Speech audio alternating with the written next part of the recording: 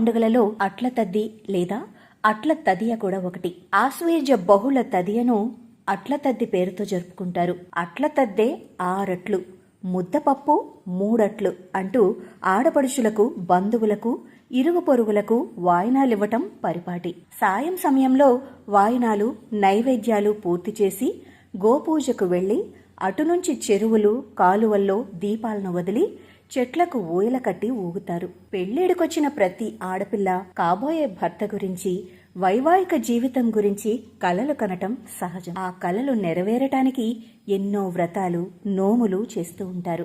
ఏటా జరుపుకునే అట్ల తద్ది నోము అందులో ముఖ్యమైనది. ఆశ్వయుజ మాసంలో విజయదశమి తర్వాత వచ్చే తదియ నాడు ఈ పండుగ జరుపుకుంటారు. తెలుగు స్త్రీ అట్ల తద్దిని ఒక రోజంతా ఆహారం లేదా నీరు లేకుండా ఉండటం ద్వారా తనిఖీ చేస్తుంది. రాత్రిపూట స్త్రీలు పూజ చేస్తారు మరియు